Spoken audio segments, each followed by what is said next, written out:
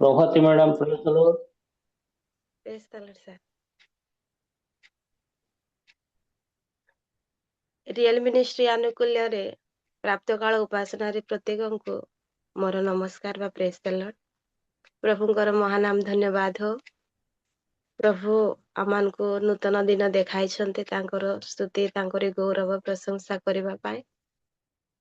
ଏହି ଦିନ ମାନଙ୍କରେ କିପରି ଆମେ ତାଙ୍କର ନିକଟବର୍ତ୍ତୀ ହେଇପାରିବା, ସେଥିପାଇଁ ଆମେ ଗୀତ ଦ୍ୱାରା ପ୍ରଭୁଙ୍କର ସ୍ତୁତି କରିବା। ଦୟା ପରେ ଦୟା କରିଛ ମତେ ପ୍ରଭୁ, ଦୟାରେ ମୁଁ ପାଇଛି ସବୁ। କ୍ଷମା ପରେ କ୍ଷମା କରିଛ ମତେ ଯୀଶୁ, କ୍ଷମାରେ ମୁଁ ଲଭିଛି ସବୁ। ଦୟା ପରେ ଦୟା କରିଛ ମତେ ପ୍ରଭୁ, ଦୟାରେ ମୁଁ ପାଇଛି ସବୁ। କ୍ଷମା ପରେ କ୍ଷମା କରିଛ ମତେ ଯୀଶୁ, କ୍ଷମାରେ ମୁଁ ଲଭିଛି ସବୁ। हे ଯୀଶୁ ତୁମ ଦୟା ମୋ ପ୍ରତି ବଡ଼ ପ୍ରଭୁ। हे ଯୀଶୁ ତୁମ ଦୟା ମୋ ପ୍ରତି ବଡ଼ ପ୍ରଭୁ, ମୋ ପ୍ରତି ବଡ଼ ପ୍ରଭୁ। ଦୟା ପରେ ଦୟା କରିଛ ମତେ ପ୍ରଭୁ, ଦୟାରେ ମୁଁ ପାଇଛି ସବୁ। କ୍ଷମା ପରେ କ୍ଷମା କରିଛ ମତେ ଯୀଶୁ, କ୍ଷମାରେ ମୁଁ ଲଭିଛି ସବୁ। ପ୍ରତି ମୁହୂର୍ତ୍ତେ ତୁମ ଦୟା ମୋ ପ୍ରତି ନୂଆ ନୂଆ, ଯେବେ ଖୋଜେ ତୁମ କରୁଣା କରିଣ କେବେ ଉଣା।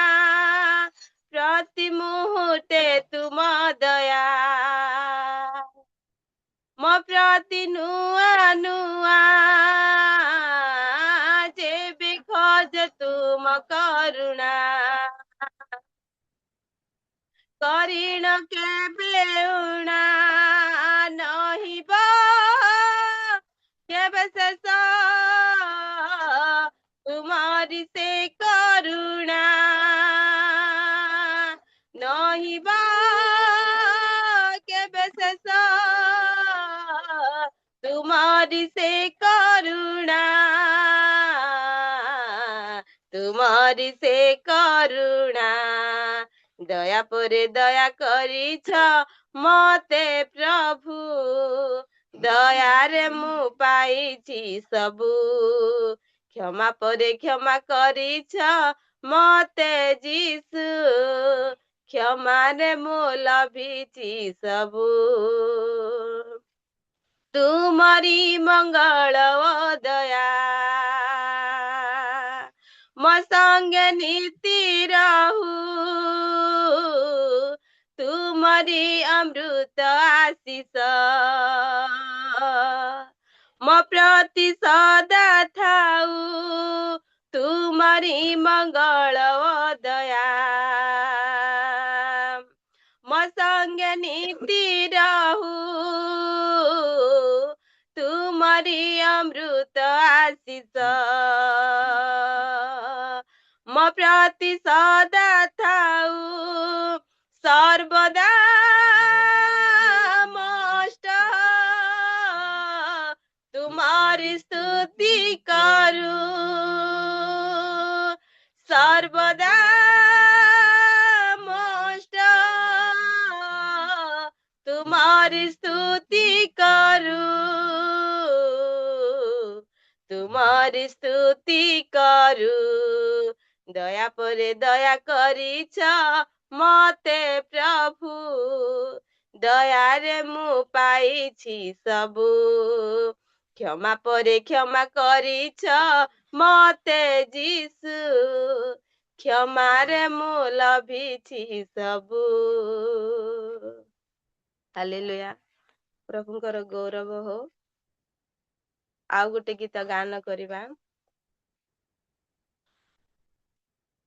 ଉଠ ହୁଆ ଦୀପ୍ତିମାନ ଅନ୍ଧକାର ବାସିଗଣ, ଉଠ ହୁଆ ଦୀପ୍ତିମାନ ଅନ୍ଧକାର ବାସିଗଣ, ହେ ମୃତ୍ୟୁ ଛାୟା ନିବାସୀ, ହେ ମୃତ୍ୟୁ ଛାୟା ନିବାସୀ, କର ଦୀପ୍ତିରେ ଗମନ, କର ଦୀପ୍ତିରେ ଗମନ, ଉଠ ହୁଆ ଦୀପ୍ତିମାନ ଅନ୍ଧକାର ବାସିଗଣ, ହୁଆଇ ଉଜାଳ ଅତି ହୃଦେ ହେଲେ ମହାଜ୍ୟୋତି, ହୁଆଇ ଉଜାଳ ଅତି ହୃଦେ ହେଲେ ମହାଜ୍ୟୋତି, ବେଥଲିହି ମନଗରେ,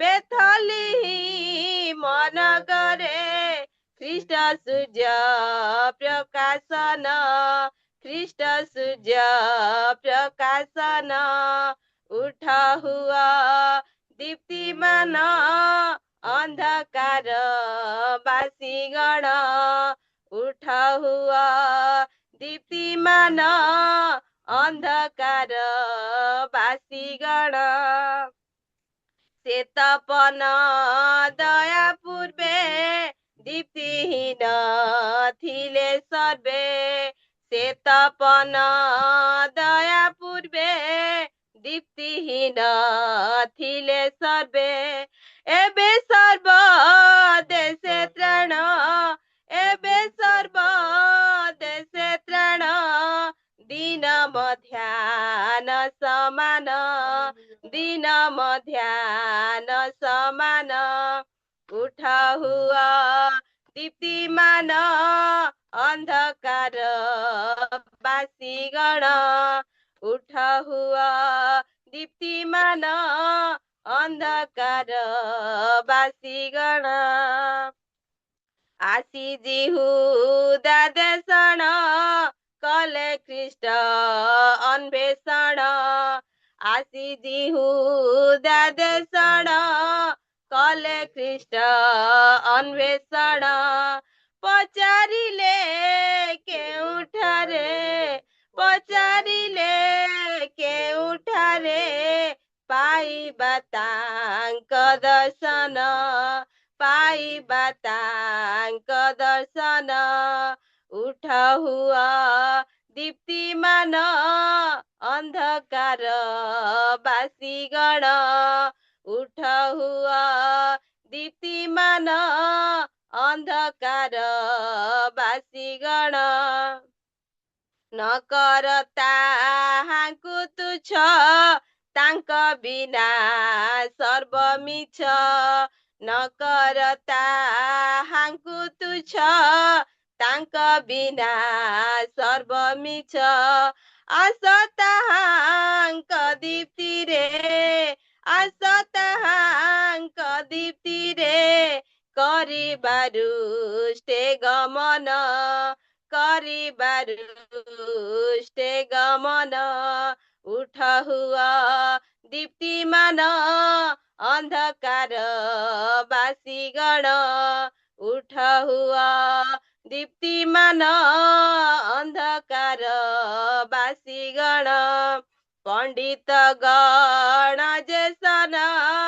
ଦେଲେ ବହୁ ମୂଲ୍ୟଧନ, ପଣ୍ଡିତ ଗଣ ଯେ ସନ ଦେଲେ ବହୁ ମୂଲ୍ୟଧନ, ଯେହ୍ନେ आहे ନରଗଣ, ଯେହ୍ନେ आहे ନରଗଣ, ସମର୍ପିତା ହାଙ୍କୁ ମନ, ସମର୍ପିତା ହାଙ୍କୁ ମନ, ଉଠ ହୁଆ ଦୀପ୍ତିମାନ ଅନ୍ଧକାର ବାସିଗଣ। ହାଲେଲୁୟା। ପୁନର୍ବାର ଆଉ ଗୋଟେ ଗୀତ ଗାନ କରିବା। ଗାଅ ଗାଅ ହେ ଆନନ୍ଦ ଜୟ ଗୀତ, ত্রাতা হইলে বেথলিমে জাত গাও গাও হে আনন্দে জয় গীত ଯାହାଙ୍କ ବିଷୟ ଶାସ୍ତ୍ରେ ଥିଲା ଲିଖିତ ସୃଷ୍ଟି କାଳ ବଧିରେ ଥିଲା ପ୍ରତିଜ୍ଞାତ ଯାହାଙ୍କ ବିଷୟ ଶାସ୍ତ୍ରେ ଥିଲା ଲିଖିତ ସୃଷ୍ଟି କାଳ ବଧିରେ ଥିଲା ପ୍ରତିଜ୍ଞାତ ଆସି ଅଛନ୍ତି ସେହି ସୁସମାଚାର ନେଇ ପାପିକି ଈଶ୍ୱରଙ୍କ ସଙ୍ଗେ ଦେବେ ମିଳଇ ଶୟତାନର ବଳ ଗର୍ବ କରିବେ ଖର୍ବ ଦୂର କରିବେ ପାପ ଉତ୍ପାତ ଗାଅ ଗାଅ ହେ ଆନନ୍ଦେ ଜୟ ଗୀତ ତ୍ରାତା হইলে বেথলিমে জাত গাও গাও হে আনন্দে জয় গীত কি আনন্ଦ ସୁସମ୍ବାଦ ଅଟଇ ଏହି ତ୍ରାଣକର୍ତ୍ତା ଆସିଛନ୍ତି ସ୍ୱର୍ଗ ହଲାଇ କି ଆନନ୍ଦ ସୁସମ୍ବାଦ ଅଟଇ ଏହି ତ୍ରାଣକର୍ତ୍ତା ଆସିଛନ୍ତି ସ୍ୱର୍ଗ ହଲାଇ ମୃତ୍ୟୁ ଛାୟା ସ୍ଥଳୀରେ ଅଟନ୍ତି ଯେତେ ନରେ ଅବା ଯେତିକ ବସିଛନ୍ତି ଘର ଅନ୍ଧାରେ ତାଙ୍କ ଠାରେ ଆଲୁଅ ହୋଇଅଛି ଉଦୟ ଆସିଅଛନ୍ତି ମୁକ୍ତି ସହିତ ଗାଅ ଗାଅ ହେ ଆନନ୍ଦେ ଜୟ ଗୀତ ତ୍ରାତା হইলে বেথলিমে জাত গাও গাও হে আনন্দে জয় গীত ଦେଖ ଜନ୍ମି ଅଛନ୍ତି ତ୍ରାଣକର୍ତ୍ତା ଖ୍ରୀଷ୍ଟ ଶାନ୍ତ ଭାରଗ୍ରସ୍ତ ହୁଅ ଅତ୍ୟନ୍ତ ହୃଷ୍ଟ ଦେଖ ଜନ୍ମି ଅଛନ୍ତି ତ୍ରାଣକର୍ତ୍ତା ଖ୍ରୀଷ୍ଟ ଶାନ୍ତ ଭାରଗ୍ରସ୍ତ ହୁଅ ଅତ୍ୟନ୍ତ ହୃଷ୍ଟ ହେଉ ଜୟ ସ୍ୱର୍ଗରେ ଦୂତ ଗଣ ମଧ୍ୟରେ ହେଉ ଶାନ୍ତି କ୍ଷିତିରେ ମଙ୍ଗଳ ନର ଠାରେ ଏ ସମାଚାର ଶୁଣି କର ହେ ଜୟ ଧ୍ୱନି ପାପ ତାପ ହେବ ପରାଜିତ ଗାଅ ଗାଅ ହେ ଆନନ୍ଦେ ଜୟ ଗୀତ ତ୍ରାତା হইলে বেথলিমে জাত গাও গাও হে ଆନନ୍ଦେ ଜୟ ଗୀତ ପ୍ରଭୁଙ୍କର ମହାନାମ ଧନ୍ୟବାଦ ହଉ ପ୍ରଭୁ ଆମମାନଙ୍କୁ ଜୀବନରେ ବଞ୍ଚାଇଛନ୍ତି ସେ ଆମମାନଙ୍କୁ କେତେ ଦୟା କରିଛନ୍ତି କେତେ ଅନୁଗ୍ରହ କରିଛନ୍ତି ତାଙ୍କରି ଜନ୍ମଦିନ ଦେଖିବା ପାଇଁ ତାଙ୍କରି ଦୟାକୁ ତାଙ୍କରି ପ୍ରେମକୁ ଆମେ ଜୀବନରେ ବଞ୍ଚିଛୁ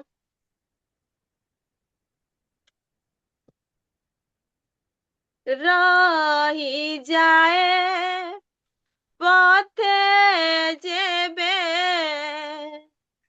পথ চালিবারে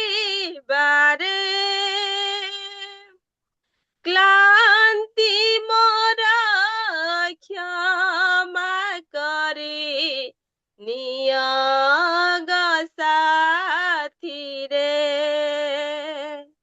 যাত্রা শেষে বুঝিবি মু আখি তব কলে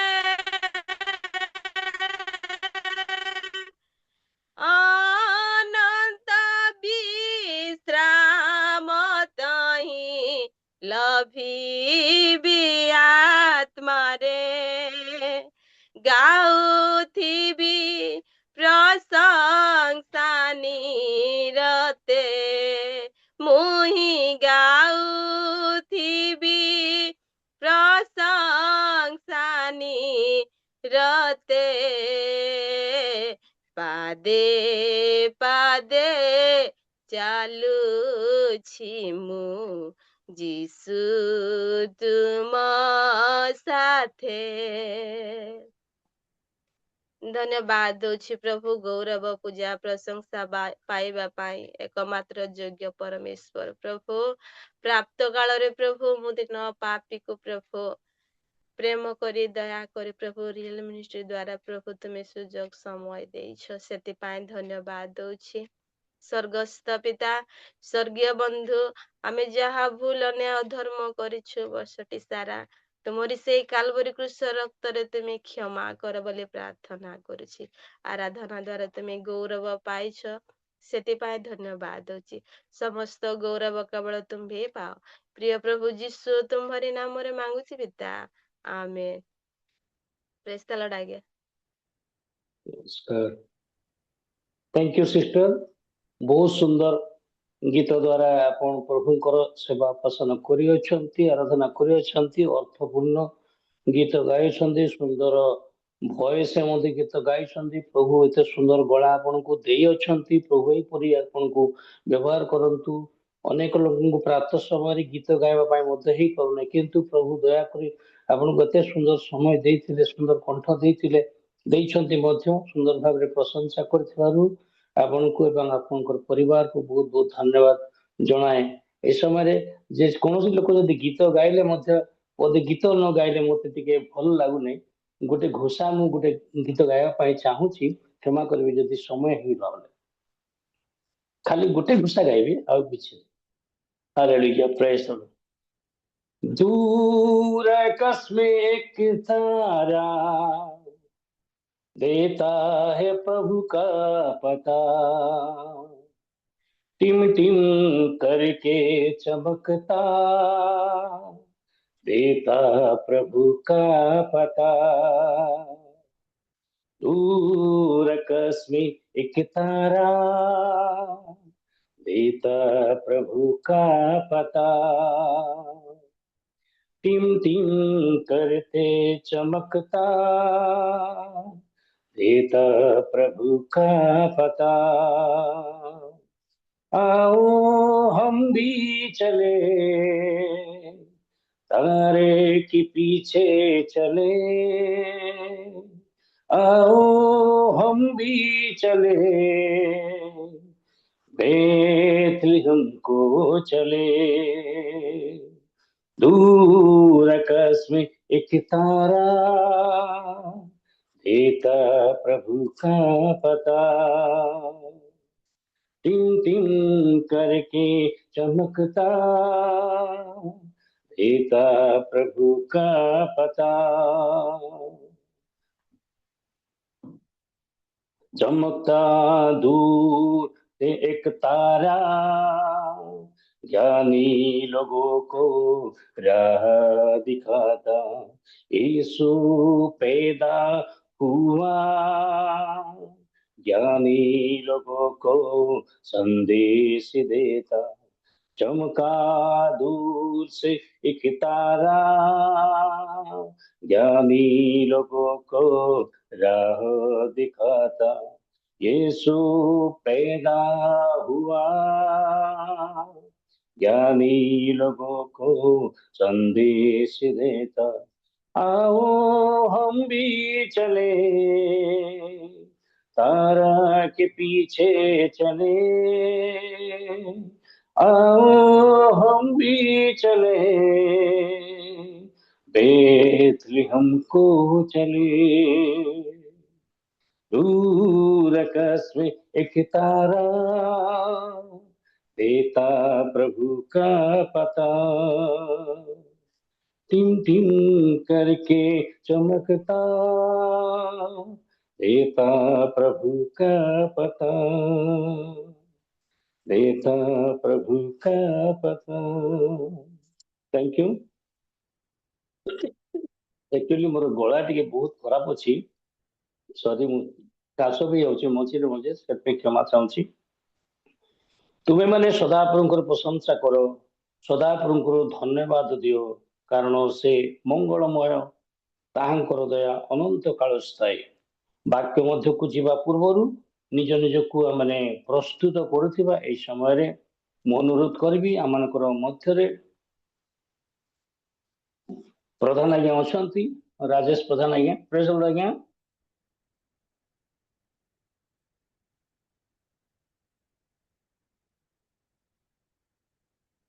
ରାଜେଶ ପ୍ରଧାନ ଆଜ୍ଞା ନାହାନ୍ତି? ପ୍ରେଜ୍ ଦ ଲର୍ଡ।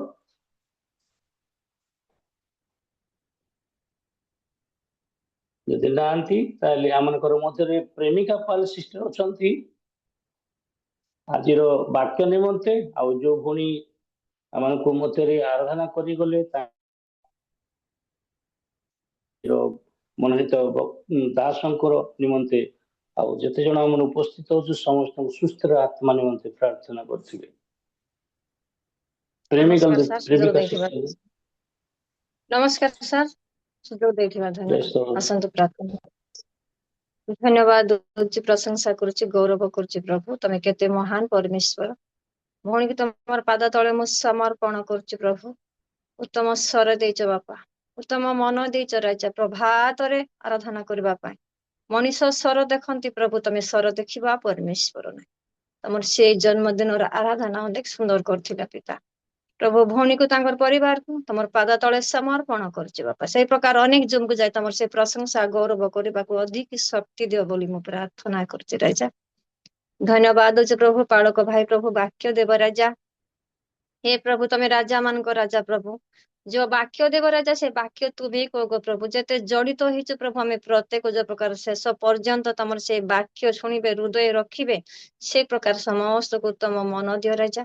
प्रभु पालक अंके अनेक लोक प्रभु तमर से बाक्य देवाई प्रभु प्रस्तुत, प्रत्येक जूम रे प्रत्येक ग्राम रे प्रभु से बाक्य देवाई तो सुंदर मन दे प्रभु पालक भाई को तुम पाद तले समर्पण कर बापा, से सबर्ती परमेश्वर हो बोली ए प्रार्थना जीशुଙ୍କ ନାମରେ ମାଗୁଛି, ଆମେନ୍। ଆମେନ୍ ଆମେନ୍। ଥ୍ୟାଙ୍କ ୟୁ ସିଷ୍ଟର୍ସ, ବୋଝର ସହିତ ପ୍ରାର୍ଥନା କରିଥିବାରୁ ପ୍ରଭୁ ଆପଣଙ୍କୁ ଆଶୀର୍ବାଦ କରନ୍ତୁ।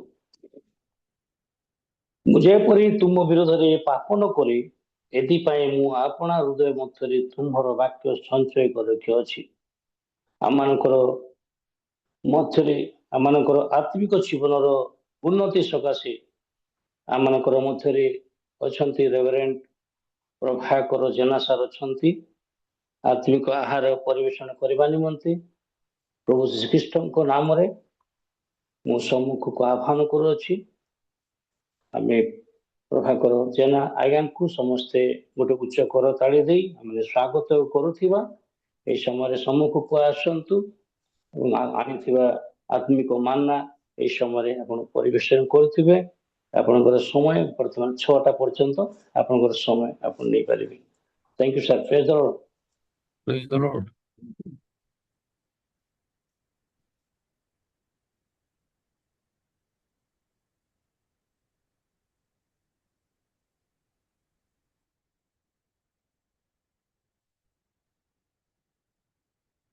ସମସ୍ତଙ୍କୁ ପ୍ରଭୁ ଯୀଶୁ ଖ୍ରୀଷ୍ଟଙ୍କ ନାମରେ ନମସ୍କାର and ସମସ୍ତଙ୍କୁ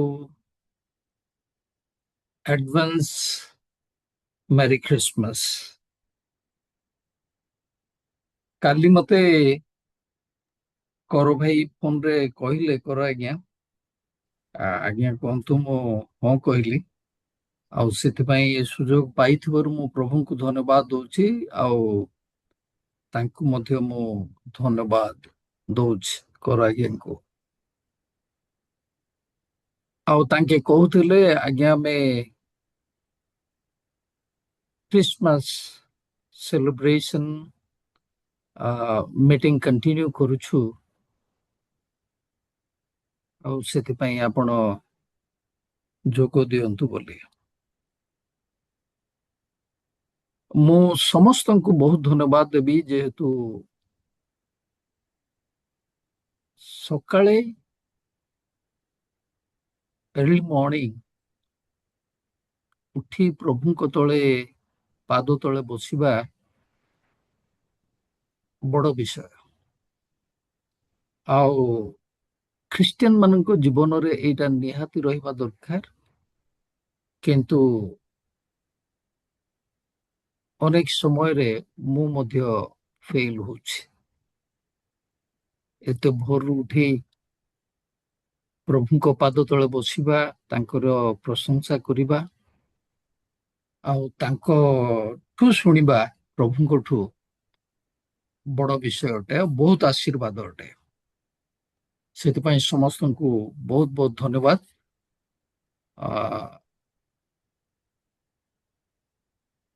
ସେଇଠୁ ଆଉ ଗୋଟେ କଥା କହିବି, ଯେତେବେଳେ ଲକଡାଉନ ଆରମ୍ଭ ହେଲା, କୋଭିଡ ଜୁମ୍ ଆରମ୍ଭ ହେଲା ପରେ ପ୍ରାୟ 2 ବର୍ଷ ଯାଇ ମୁଁ ରେଗୁଲାର, 2 ବର୍ଷ ନାହିଁ, 1.5 ବର୍ଷ ଯାଇ ରେଗୁଲାର ରହିଲି ଜୁମ୍ରେ, ମୋଷ୍ଟଲି ଓରିଆ ଡାଇସ୍ପୋରା। ତାପରେ ପରେ ଅନ୍ୟ ଷ୍ଟୋରି ସବୁ ଅଛି। ମତେ ବି କୋଭିଡ ଇନଫେକ୍ସନ ହେଇଥିଲା, କିନ୍ତୁ ପ୍ରଭୁ ବଞ୍ଚେଇଲେ। ତାପରେ ଯୋଉ ଛୋଟ ମୋଟ ସେବା କାର୍ଯ୍ୟ ଯାହା କିଛି ପ୍ରଭୁ ଦେଇଛନ୍ତି, ସେଇଠି ବ୍ୟସ୍ତ ହେଲା ପରେ ଧୀରେ ଧୀରେ ମୋର ଜୁମ୍ରେ ଯୋଗଦେବା କମିଗଲା। ସେ ଯାହା ବି ହଉ, ଖ୍ରୀଷ୍ଟମାସ ସେଲିବ୍ରେସନ ଆମେ ଯୋଉ ପାଳନ କରିବା ମୁଡରେ ଅଛୁ, ସାରା ବିଶ୍ବ ପ୍ରଭୁ ଯୀଶୁ ଖ୍ରୀଷ୍ଟଙ୍କର ଜନ୍ମ ଦିନକୁ ପାଳନ କରିବା ଜୋରଦାର ଚାଲିଛି। ମାନେ ପ୍ରିପାରେସନ ଟା ଏତେ ଜବରଦସ୍ତ ରହୁଛି ଯେ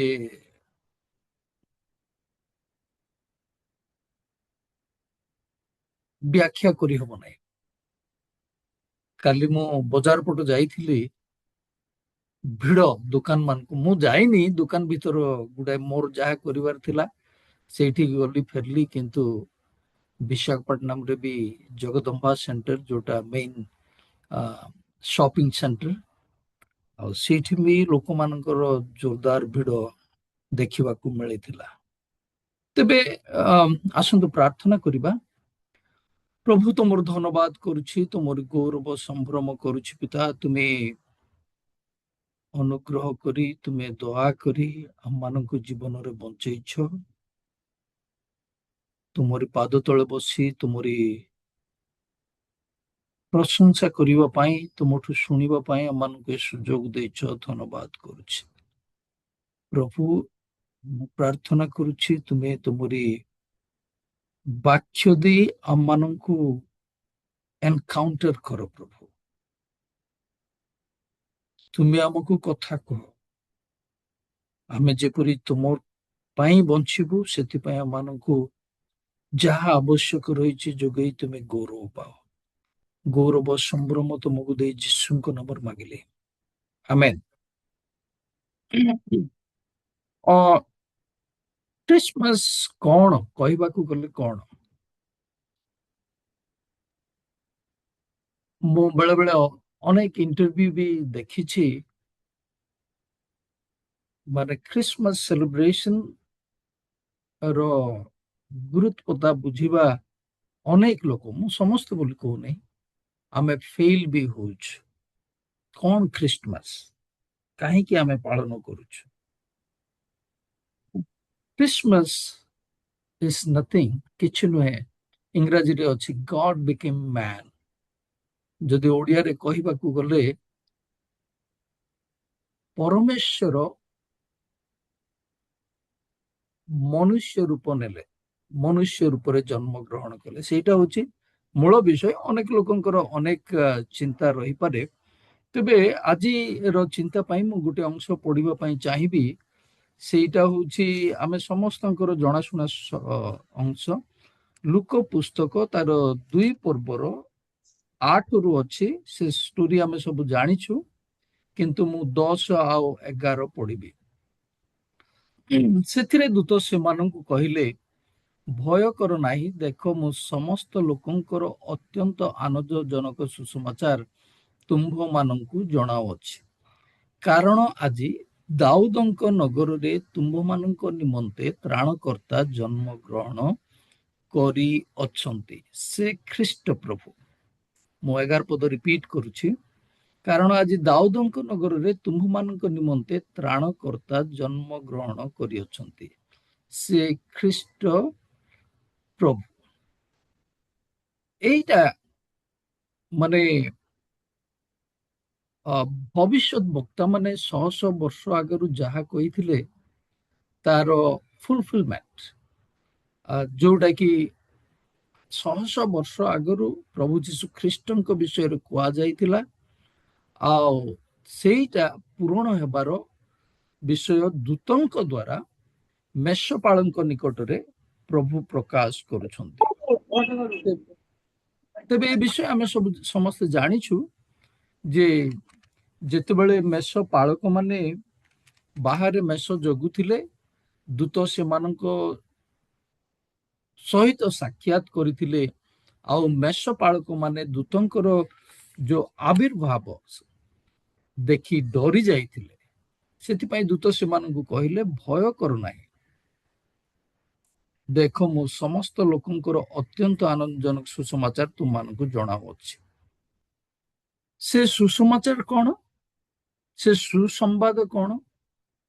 ଗୁଡ୍ ନ୍ୟୁଜ୍ ହଉଛି ଆଜି, କାରଣ ଆଜି ଦାଉଦଙ୍କ ନଗରରେ ତୁମ୍ଭମାନଙ୍କ ନିମନ୍ତେ ତ୍ରାଣକର୍ତ୍ତା ଜନ୍ମଗ୍ରହଣ କରିଅଛନ୍ତି।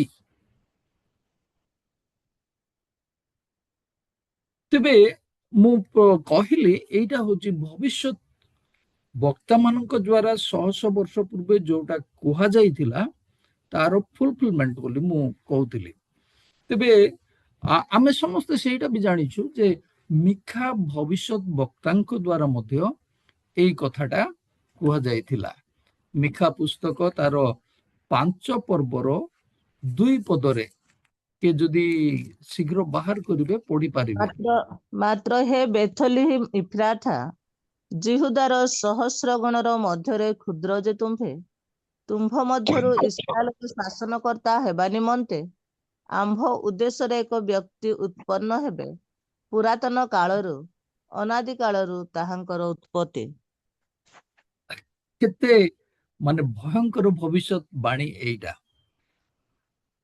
ବେଥଲିହିମର ଉପ୍ରାଥା, ଏଇଠି ଲୁକ ପୁସ୍ତକରେ ଦାଉଦଙ୍କ ନଗର ବୋଲି କୁହାଯାଇଛି, କିନ୍ତୁ ଦାଉଦ ସେଇଠି ବେଥଲିହିମ ବୋଲିକରି ସ୍ପଷ୍ଟ ଭାବରେ ସେ ସହରର ନାଁକୁ ମିଖା ଭବିଷ୍ୟତ ବକ୍ତା କଣ କରୁଛନ୍ତି ସେ ପ୍ରକାଶ କରିଛନ୍ତି।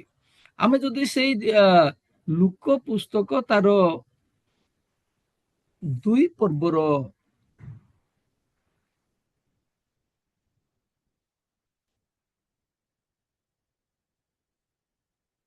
ନାଇଁ ଲୁକ ପୁସ୍ତକ ନାଇଁ ସରି ମାଥି ପୁସ୍ତକର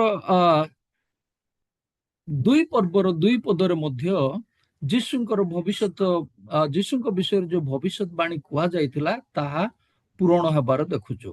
ତେବେ ମିଖା ଭବିଷ୍ୟତ ବକ୍ତା କହିଲେ ଯେ ଶାସନକର୍ତ୍ତା ଯେ କି ପୁରାତନ କାଳରୁ ଅନାଦି କାଳ ପର୍ଯ୍ୟନ୍ତ ଯେ ଥିଲେ ସିଏ କଣ କରିବେ? ଜନ୍ମଗ୍ରହଣ କରିବେ। ପ୍ରଭୁ ଯୀଶୁ ଖ୍ରୀଷ୍ଟଙ୍କୁ ଲୁକ ପୁସ୍ତକରେ ତ୍ରାଣକର୍ତ୍ତା ବା ଉଦ୍ଧାରକର୍ତ୍ତା ବୋଲି କୁହାଗଲା, କିନ୍ତୁ ମିଖା କହୁଛନ୍ତି ଶାସନକର୍ତ୍ତା ବୋଲି। ଯୀଶୁଙ୍କର ଭିନ୍ନ ଭିନ୍ନ ସମୟରେ ଭିନ୍ନ ଭିନ୍ନ ଯୋଉ ତାଙ୍କର ଉପାଧି ରହିଛି ଏତେ ଭୟଙ୍କର, ମାନେ ଆମକୁ ଟିକେ ଡିପଲି ଭାବିବାକୁ ପଡିବ ଯେ ସେ ଶାସନକର୍ତ୍ତା ଯୋଉଟା ଯେଶାୟା ପୁସ୍ତକ ତାର 9 ପର୍ବରେ 6 ପଦରେ ମଧ୍ୟ କୁହାଯାଉଛି। ଯେଶାୟା ପୁସ୍ତକ 9:6 କି ଯଦି ପଢିଦେବେ। କାରଣ ଆମ୍ଭମାନଙ୍କ ନିମନ୍ତେ ଏକ ବାଳକ ଜନ୍ମିଅଛନ୍ତି, ଆମ୍ଭମାନଙ୍କୁ ଏକ ପୁତ୍ର ଦତ୍ତ ହୋଇଅଛନ୍ତି ଓ ତାହାଙ୍କ ସ୍ପନ୍ଦରେ କର୍ତ୍ତୃତ୍ୱ ଭାର ଥୁଆଯିବ। ପୁଣି ତାହାଙ୍କର ନାମ ଆଶ୍ଚର୍ଯ୍ୟ, ମନ୍ତ୍ରୀ, ତାହାଙ୍କ ସ୍କନ୍ଧରେ କର୍ତ୍ତୃତ୍ୱ ଭାର ଥୁଆଯିବ। କର୍ତ୍ତୃତ୍ୱ ଭାରର ଅନ୍ୟ ଅର୍ଥ ହଉଛି ଶାସନର ଗୁରୁ ଦାୟିତ୍ୱ। ଇଂରାଜୀରେ ତାକୁ ଗଭର୍ଣ୍ଣମେଣ୍ଟ ବୋଲି କରି କୁହାଯାଇଛି, ଯୋଉ ଗଭର୍ଣ୍ଣମେଣ୍ଟ, ଆଉ ସେଇଟା ହଉଛି ଶାସନ ଭାର। ଭିନ୍ନ ଭିନ୍ନ ଭବିଷ୍ୟତ ବକ୍ତା ମାନଙ୍କ ଦେଇ ପ୍ରଭୁ ନିଜର ଯୋଉ ପଦବୀ ତାଙ୍କର ଯୋଉ କାର୍ଯ୍ୟ କରିବାର ରହିଥିଲା ସେ ବିଷୟ ସେ କଣ କରିଛନ୍ତି? ପ୍ରକାଶ କରିଛନ୍ତି। ତେବେ ମାଥ୍ୟୁ 2 ପର୍ବର 2 ପଦରେ ଲେଖା ଅଛି ଯେ ବାହାର ଲାଗି ଆଜ୍ଞା, ଯିହୁଦୀ ମାନଙ୍କର ଯେଉଁ ରାଜା ଜନ୍ମଗ୍ରହଣ କରିଅଛନ୍ତି ସେ କେଉଁଠାରେ? କାରଣ ବାସ୍ ବାସ୍। ଆମେ ଏଇଠି ପ୍ରଭୁ ଯୀଶୁ ଖ୍ରୀଷ୍ଟଙ୍କୁ ରାଜା ବୋଲି କରି ପଣ୍ଡିତ ମାନେ କଣ କରୁଛନ୍ତି କହୁଛନ୍ତି। ସେମାନେ ଯେତେବେଳେ ପୂର୍ବ ଦେଶରୁ ଆସିକରି ଜେରୁସାଲାମରେ ପହଞ୍ଚୁଛନ୍ତି, ସେମାନେ ଲୋକମାନଙ୍କ ନିକଟରେ କଥାବାର୍ତ୍ତା କରି ପଚାରୁଛନ୍ତି ଯେ ଯିହୁଦୀ ମାନଙ୍କର ଯେଉଁ ରାଜା ଜନ୍ମଗ୍ରହଣ କରିଅଛନ୍ତି ସେ କେଉଁଠାରେ? ଏଇଟା ଗୋଟେ ଭିନ୍ନ ଉପାଧି ଆମେ ଦେଖିପାରୁଛୁ ପ୍ରଭୁ ଯୀଶୁ ଖ୍ରୀଷ୍ଟଙ୍କର। ସେ ରାଜା, ଆଉ ମିଖା କହିଲେ ଶାସନକର୍ତ୍ତା। ସେଇଠୁ ଲୁକରେ ଆମେ ଦେଖିଛୁ ସେ ରକ୍ଷାକର୍ତ୍ତା ବା ପରିତ୍ରାଣ କର୍ତ୍ତା। ଆମେ ଆଉ ଗୋଟେ ଅଂଶ ପଢିବା, ହିତୋପଦେଶ 8 ପର୍ବ 22ରୁ 30 ପର୍ଯ୍ୟନ୍ତ ପଢିବା ଦରକାର ନାହିଁ। ସେଇଠି ପ୍ରଭୁ ଯୀଶୁ ଖ୍ରୀଷ୍ଟଙ୍କ ବିଷୟରେ ସୁନ୍ଦର ଭାବରେ ପ୍ରଭୁ ସୋଲୋମନଙ୍କ ଦ୍ୱାରା ନିଜର ବ୍ୟାଖ୍ୟା କରୁଛନ୍ତି। ସେଇଠି ଲେଖା ଅଛି ଯେ ଯେତେବେଳେ ଜଗତର ଭିତ୍ତିମୂଳ ସବୁ ସ୍ଥାପିତ ହୋଇନଥିଲା, ସେ ସମୟରୁ ମୁଁ କଣ ରହି ଆସିଛି, ତାଙ୍କର ଅନ୍ତ ନାହିଁ। ସେଥିପାଇଁ ଆଦି ପୁସ୍ତକ 1 ପର୍ବର 1 ପଦରେ ଲେଖା ଅଛି ଆଦ୍ୟରେ ପରମେଶ୍ୱର। ଆଦ୍ୟ ମାନେ କଣ? ଆରମ୍ଭରେ, ଇଂରାଜୀରେ ଇନ୍ ଦ ବିଗିନିଂ।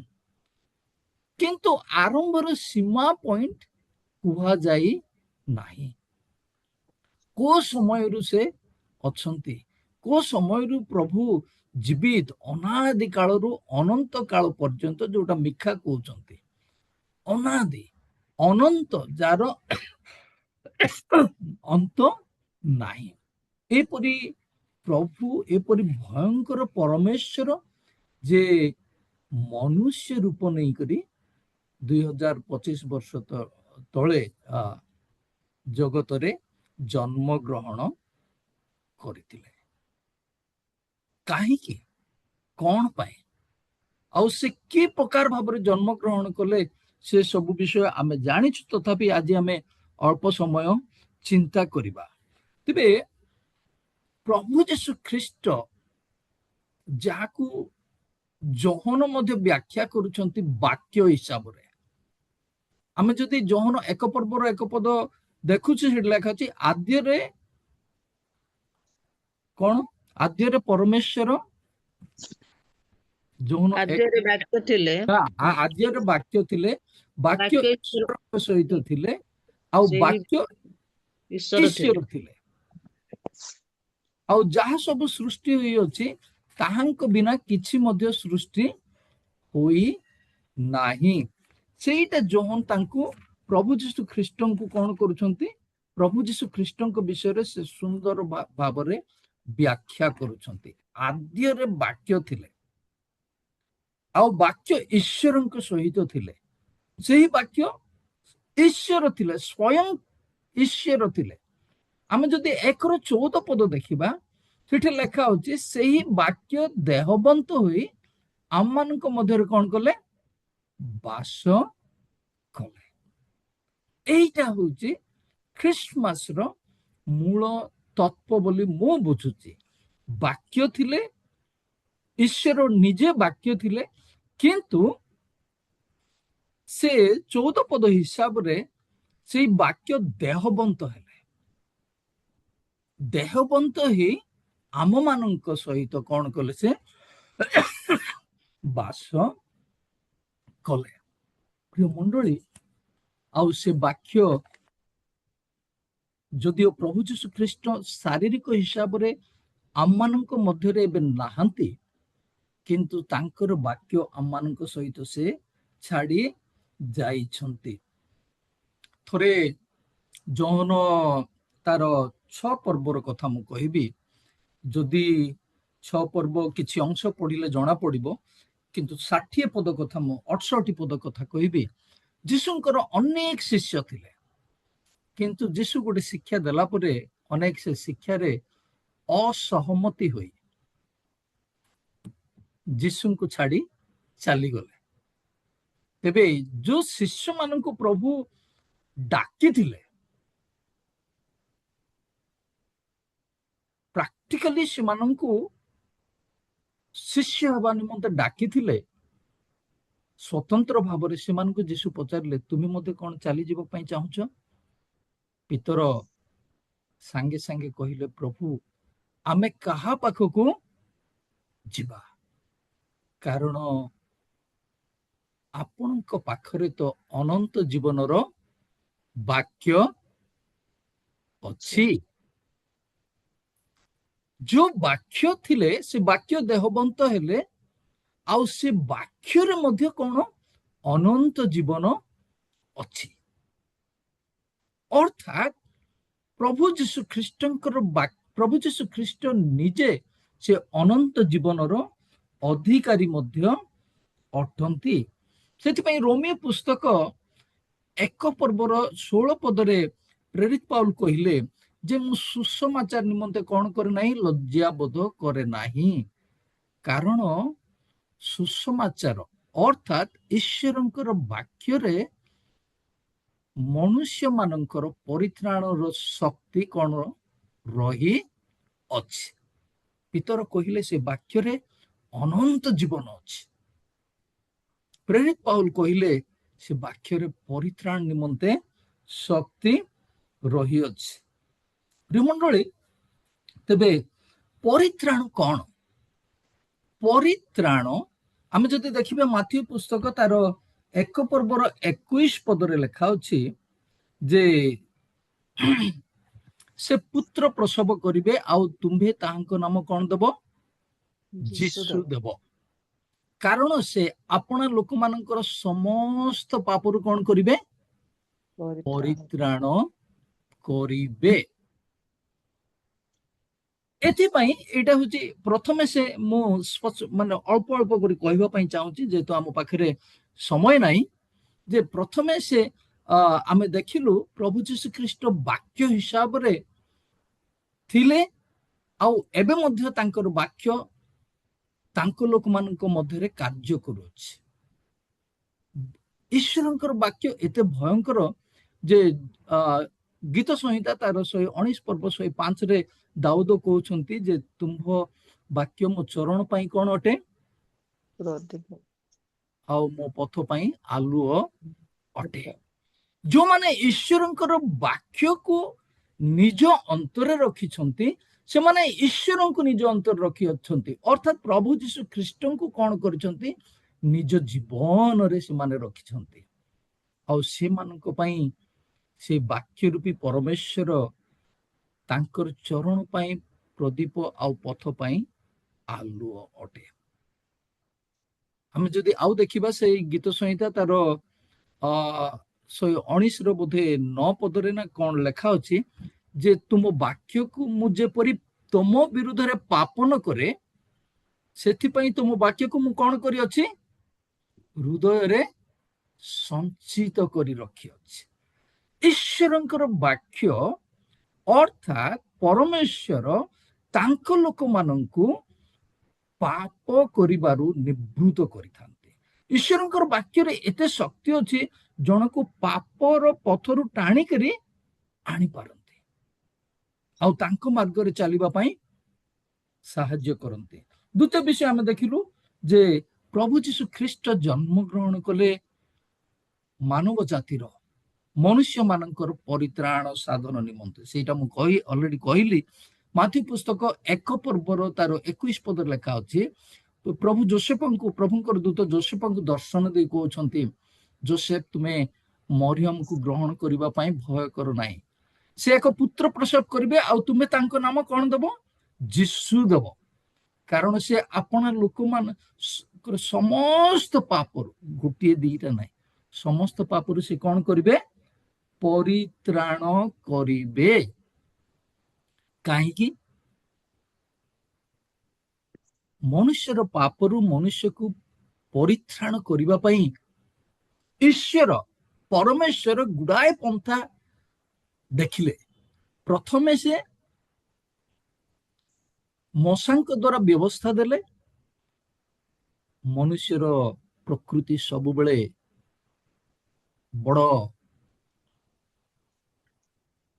ଈଶ୍ୱରଙ୍କର ସନ୍ତୁଷ୍ଟ ଜନକ ନାହିଁ।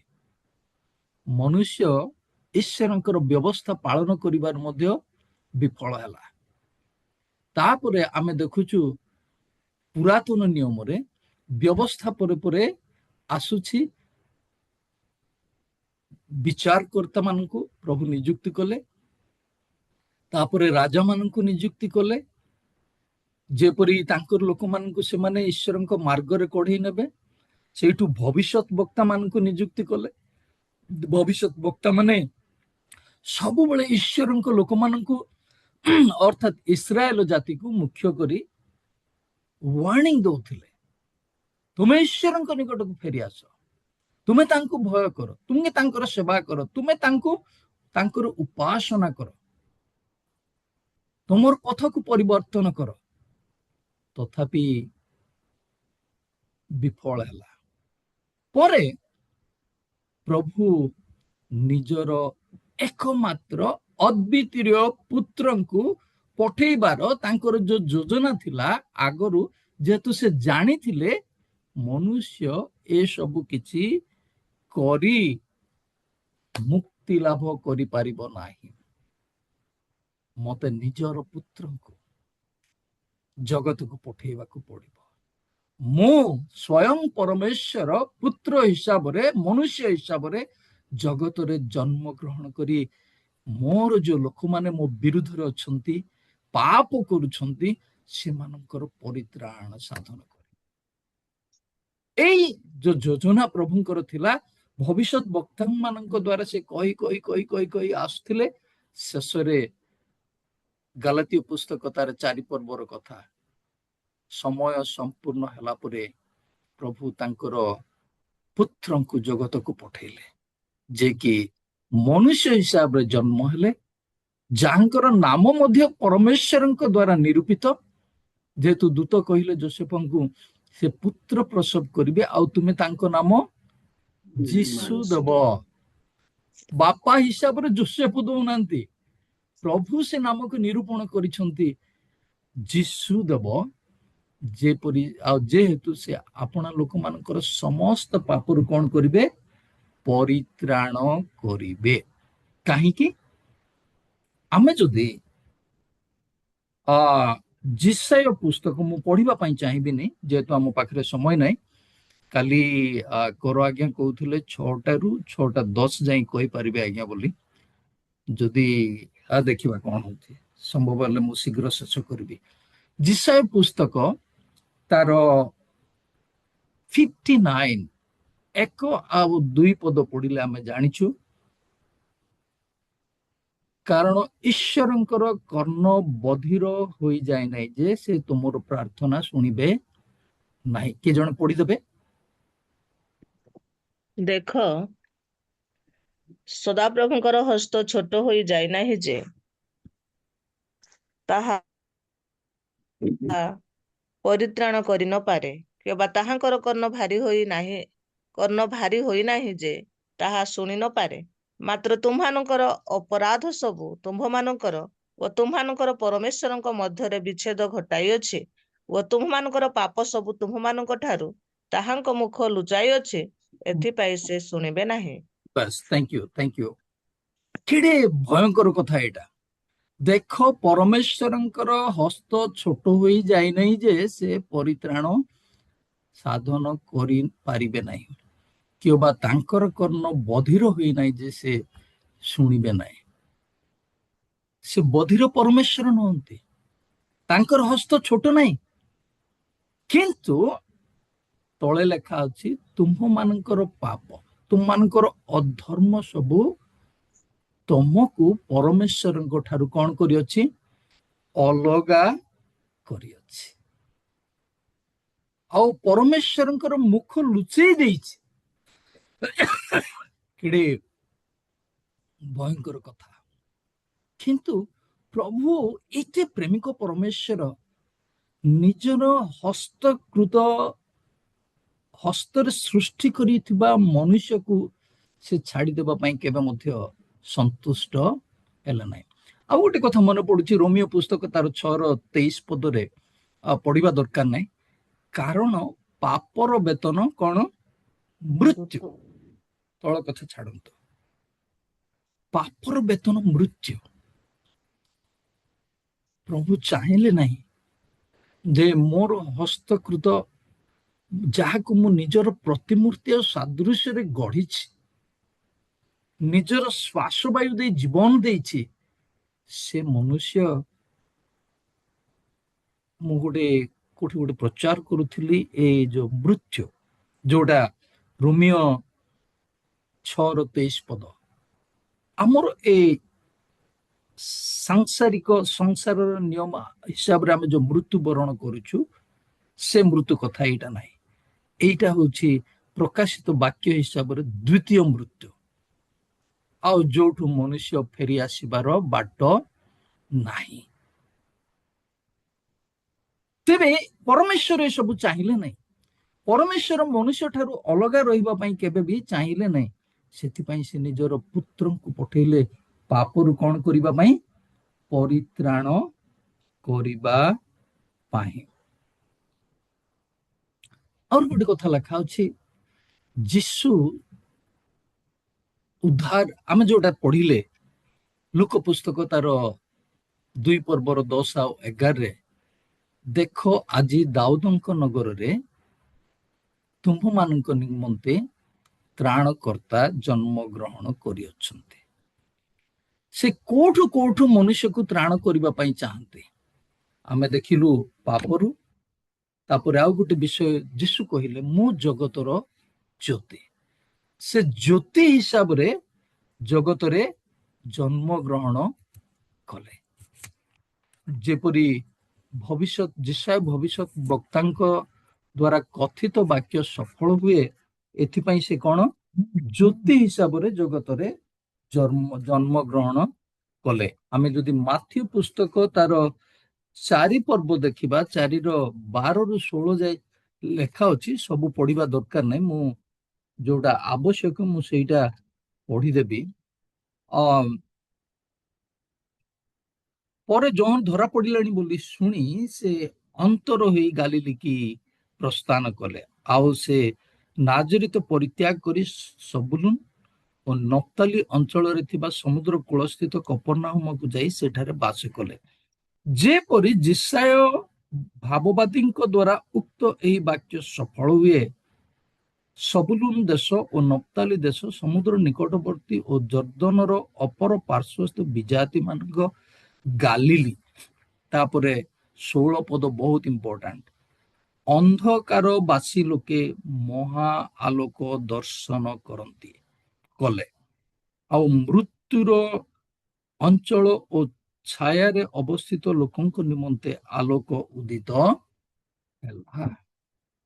ଯୀଶୁ ଯୋହନ 8:12 କହିଲେ, ମୁଁ ଜଗତର ଜ୍ୟୋତି। କାହିଁକି ସେ ଜଗତର ଜ୍ୟୋତି ହିଁ ଆସିଲେ? ନା ଯୋଉମାନେ ଅନ୍ଧକାରରେ, ବିଜାତି ମାନଙ୍କର ଗାଲିଲି ବୋଲି ଲେଖା ଅଛି, ଆମମାନେ ମଧ୍ୟ ବିଜାତି ଥିଲୁ, ଯୋଉମାନେ ଅନ୍ଧକାରରେ ବାସ କରୁଥିଲେ, ମୃତ୍ୟୁର ଛାୟା ସେମାନଙ୍କୁ ଆବୋରି ରଖିଥିଲା। ଅନ୍ଧକାର କଣ? ଅନ୍ଧକାର ଗୋଟେ ହୋପଲେସ୍ ସିଚୁଏସନ, ଯୋଉଠି ଅନ୍ଧକାରରେ ମନୁଷ୍ୟ କିଛି କରିବାର ରାସ୍ତା ନାହିଁ।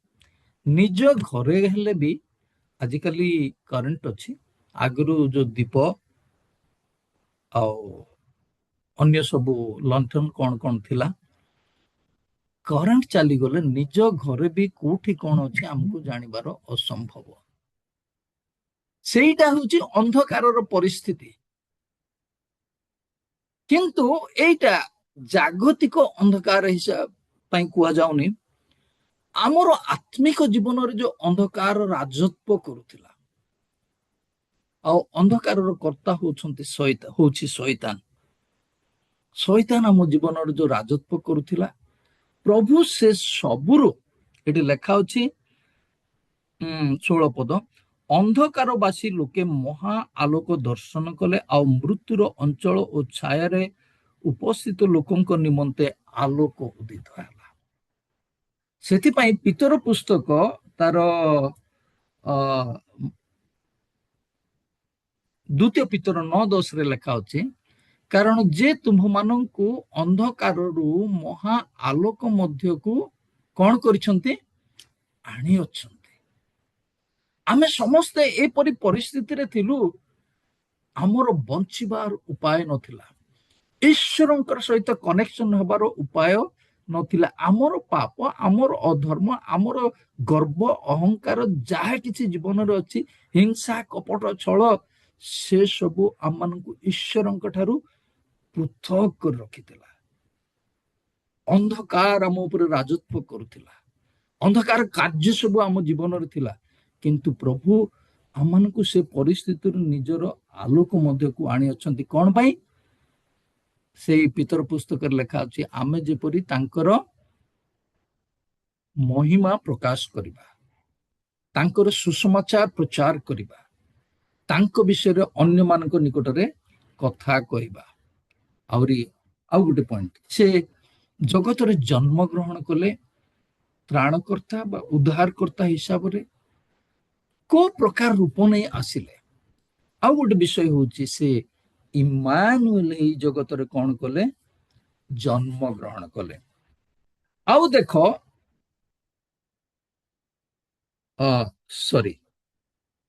ମାଥ୍ୟୁ ତାର 1:23, ସେ ପୁତ୍ର ପ୍ରସବ କରିବେ। ମୁଁ ପଢି ଦଉଛି,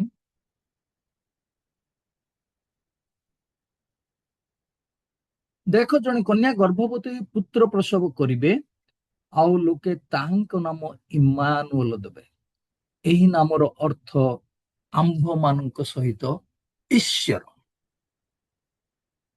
ଯୋଉ ପରମେଶ୍ୱର ଆମର ପାପ ପାଇଁ, ଆମର ଅଧର୍ମ ପାଇଁ, ଆମର ଈଶ୍ୱର ବିହୀନ ଜୀବନ ଯାପନ ପାଇଁ, ଈଶ୍ୱରଙ୍କର ବିରୁଦ୍ଧରେ ଯୋଉ ସବୁ କାର୍ଯ୍ୟ କରୁଥିଲୁ, ସେଥିପାଇଁ ମନୁଷ୍ୟକୁ ଅଲଗା କରିଦେଇଥିଲେ, ଯୋଉଟା ଆମେ ଅଲରେଡି ଜିସାୟ ପୁସ୍ତକରେ ଦେଖିଲୁ।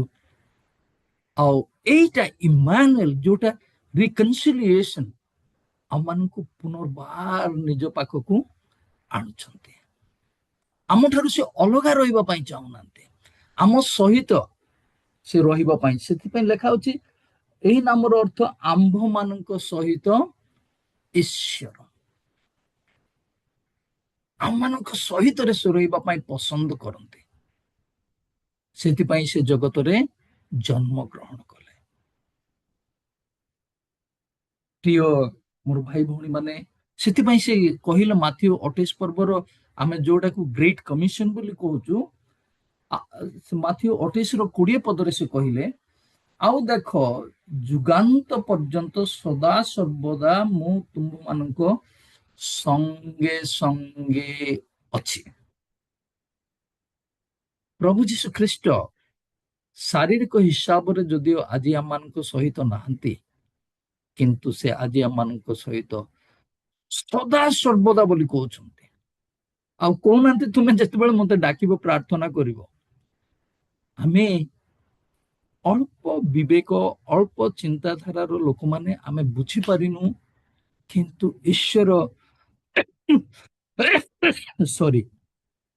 ସବୁବେଳେ ସଦା ସର୍ବଦା ତାଙ୍କ ଲୋକମାନଙ୍କ ସହିତ ରହିବା ପାଇଁ ସେ ଜଗତରେ ଜନ୍ମଗ୍ରହଣ କଲେ। ଏଇଟା ସମ୍ଭବ ଯୋଉମାନେ ପାପ କ୍ଷମା ପାଇ ପରିତ୍ରାଣ ପ୍ରାପ୍ତ ହୋଇଅଛନ୍ତି ସେମାନଙ୍କ ପାଇଁ। ସେଥିପାଇଁ ପ୍ରଥମେ ଆମେ ଦେଖିଲୁ, ସେ ପରିତ୍ରାଣ ସାଧନ ନିମନ୍ତେ ଜଗତରେ ଜନ୍ମଗ୍ରହଣ କଲେ, ଆଉ ସେ ଜଗତର ଜ୍ୟୋତି ହିସାବରେ ଜନ୍ମଗ୍ରହଣ କଲେ। ଏବେ ଦେଖିଲୁ ସେ ଇମାନୁଏଲ ହେଇକି ରହିବା ପାଇଁ।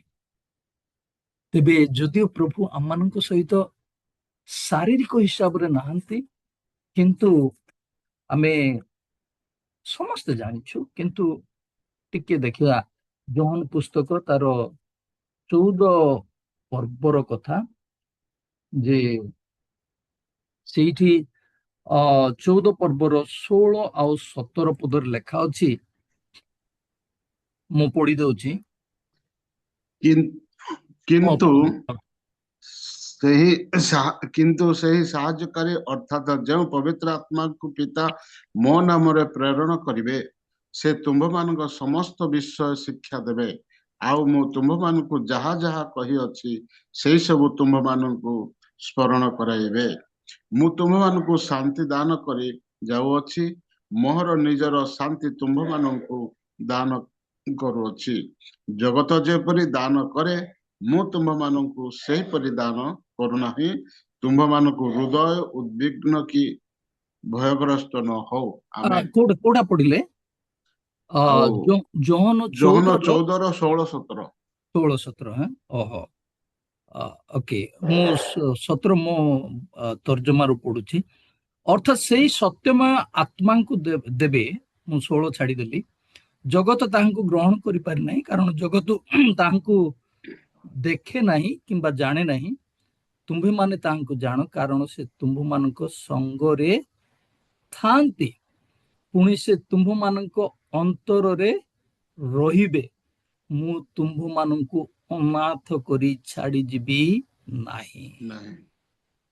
କେଡ଼େ ସୁନ୍ଦର କଥା ପ୍ରଭୁ କହିଲେ, ଯୋଉଟା କି ମାନେ ଏଇଠି ଆମେ ତ୍ରିଏକ ପରମେଶ୍ୱରଙ୍କ ବିଷୟ ଦେଖୁଛୁ। ପିତାଙ୍କର କାର୍ଯ୍ୟ ପିତା କଲେ, ନିଜ ପୁତ୍ରଙ୍କୁ ପ୍ରେରଣ କଲେ। ନିଜ ପୁତ୍ର ମନୁଷ୍ୟ ସମାଜର ପରିତ୍ରାଣ ପାଇଁ ଜଗତରେ ଜନ୍ମଗ୍ରହଣ କରି ନିଜର ଜୀବନ ଦେଇ ମନୁଷ୍ୟର ପରିତ୍ରାଣ ସାଧନ କଲେ। ଆଉ ଆତ୍ମାଙ୍କର କାର୍ଯ୍ୟ ଜାରି ରହିଛି। ଯୀଶୁ ଯଦିଓ ଶିଷ୍ୟମାନଙ୍କୁ କହିଲେ, ମୁଁ ଯୁଗାନ୍ତ ପର୍ଯ୍ୟନ୍ତ ସଦା ସର୍ବଦା ତୁମ ସଙ୍ଗେ ଅଛି, କୋଉ ହିସାବରେ? ଆତ୍ମାଙ୍କ ହିସାବରେ।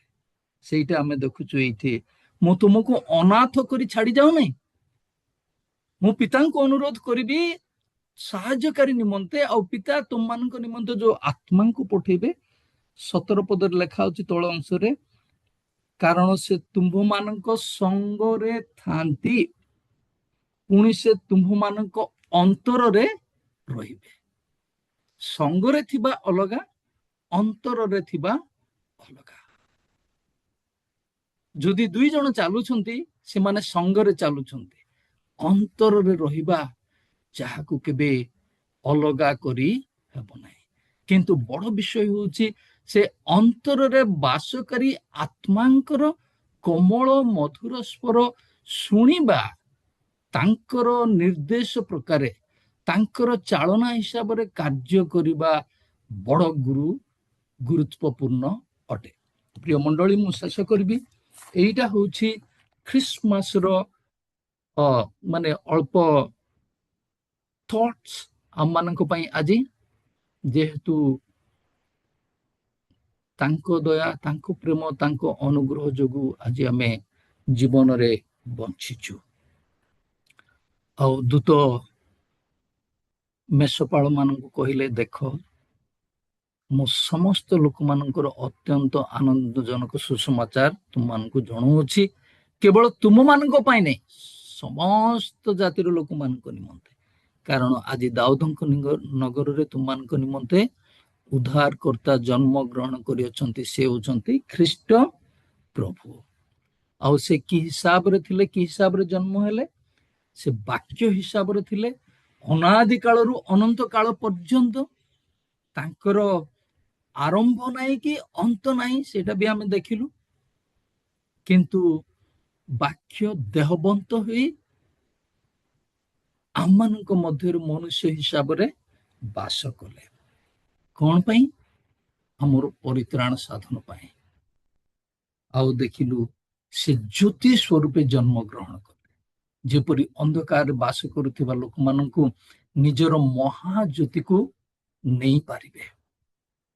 ଅନ୍ଧକାରରେ ଯୋଉମାନେ ଚାଲନ୍ତି ଝୁଣ୍ଟି ପଡନ୍ତି, ବିପଦରେ ପଡନ୍ତି, କିନ୍ତୁ ଯୋଉମାନେ ଆଲୋକରେ ଗମନାଗମନ କରନ୍ତି ସେମାନେ କେବେ ମଧ୍ୟ ଝୁଣ୍ଟିବେ ନାହିଁ।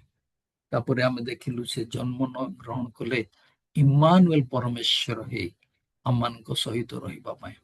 ଆସନ୍ତୁ ଆମେ ଖ୍ରୀଷ୍ଟମାସ ପାଳନ ପାଇଁ ଯୋଉ ପ୍ରିପାରେସନ ହଉଛୁ, ଏସବୁ ଆମ ଜୀବନରେ କାର୍ଯ୍ୟକାରୀ ହଉ। ତାଙ୍କ ବାକ୍ୟ ଆମ ଅନ୍ତରରେ ରହୁ, ଆଉ ଆମମାନଙ୍କ ପାଇଁ ସେ ପଥ ପ୍ରଦର୍ଶକ ପ୍ରଦୀପ ହଉ, ଆଉ ଆଲୋକ ସ୍ୱରୂପ ସବୁବେଳେ ଆମମାନଙ୍କୁ ତାଙ୍କ ନିମନ୍ତେ ବଞ୍ଚିବା ପାଇଁ ଚାଲିବା ପାଇଁ ସାହାଯ୍ୟ କରନ୍ତୁ। ଆଉ ସେ ଯେପରି ଜ୍ୟୋତି ଆମମାନଙ୍କୁ ଅନ୍ଧକାରରୁ ଉଦ୍ଧାର କଲେ ତାଙ୍କର ମହିମା କୀର୍ତ୍ତନ କରିବା ପାଇଁ ଆସୁ ଆମମାନେ ଆଲୋକର ସନ୍ତାନ ହିସାବରେ ଜୀବନ ଯାପନ କରୁ। ତାପରେ ସେ ଇମାନୁଏଲ ଏଲୋହି ଜନ୍ମ ହେଲେ ଯେପରି ଆମମାନଙ୍କ ସହିତରେ ସବୁବେଳେ ରହିବା ପାଇଁ। ପ୍ରଭୁ ଆମମାନଙ୍କୁ ଆଶୀର୍ବାଦ କରନ୍ତୁ। ଆମେ ତାଙ୍କୁ ସବୁବେଳେ ନିଜ ଜୀବନ ଯାତ୍ରାରେ ଆମ ସହିତରେ ଅଛନ୍ତି ବୋଲି ଅନୁଭବ କରି ଜାଣି ତାଙ୍କ ସହିତ ସହଭାଗିତା କରି ଜୀବନ ଯାପନ କରୁ। ପ୍ରଭୁ ଆମମାନଙ୍କୁ ଆଶୀର୍ବାଦ କରନ୍ତୁ। ଆମେନ୍। थैंक यू आज्ञा। पालक आज्ञा को बहुत बहुत धन्यवाद दूची। आजिकार वाक्य जोटा ख्रीष्टमास कौन बड़दिन कौन ए विषय प्रत्येक विषय आमको अनेक विषय प्रांजल भाव आज बलिष्ठ एवं समयोपयोगी वाक्य निमंते पालक महाशय को मु हृदय सहित कृतज्ञता एवं धन्यवाद जनाऊँगी। पालक आज्ञा निमंते आम समस्ते गोटे उच्च कर ताली दे